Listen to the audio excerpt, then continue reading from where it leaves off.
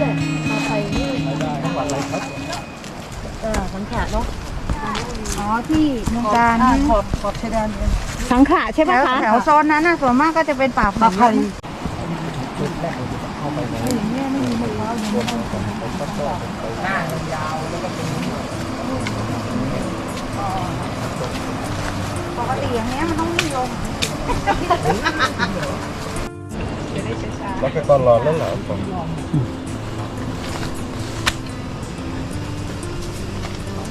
ว้าวอ้าวว้าวอ้าวจะแป้งหรือเปล่าได้แล้วเอาดีๆได้ไหม โอ้ยเขาถ่ายได้ด้วยยัง ระวังเหยียบรองเท้าเชือกรองเท้าตัวเองนั่นน่ะเชือกรองเท้าหล่น ถ่ายได้เหรอ เดี๋ยวต้องแชร์ นั่นไงเขาถ่ายวิดีโอ ติดเป้าติดเป้า มีคนถ่ายทันด้วย เดี๋ยวจะแชร์ให้กระจายเลย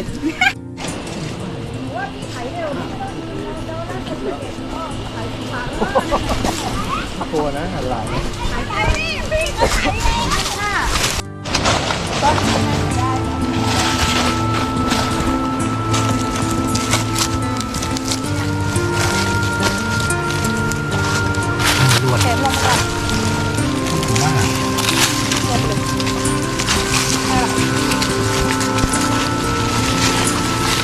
ทับพี่แล้วนะ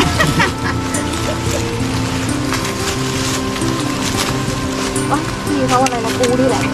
ปูนี่แหละจะไปไม่ได้ นี่ตกลงมาเป็นพวงเลยทีนี้ตกพร้อมกัน ไป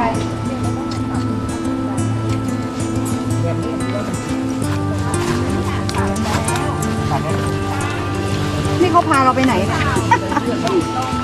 เที่ยวบ้าน อยู่บ้านดีๆไม่ชอบ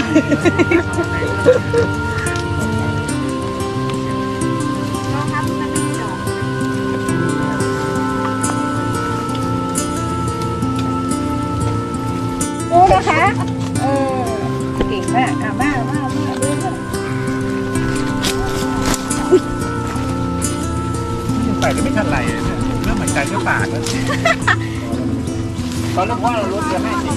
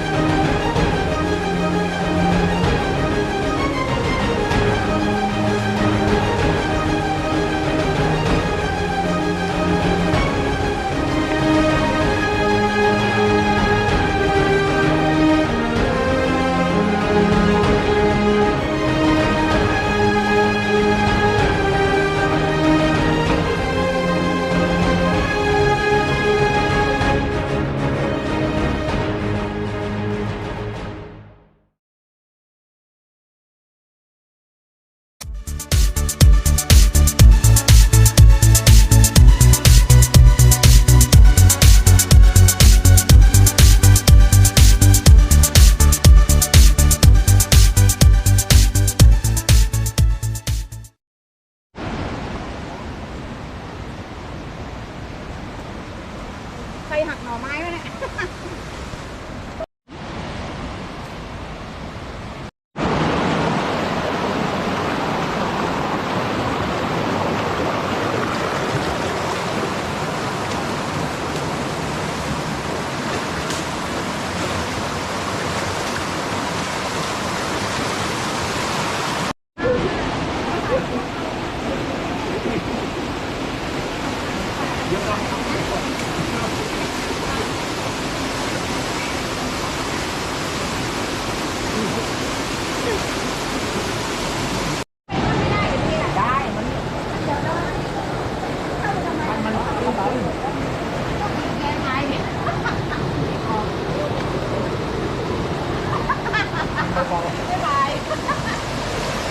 ตอนนี้นะคะพี่นกกำลัง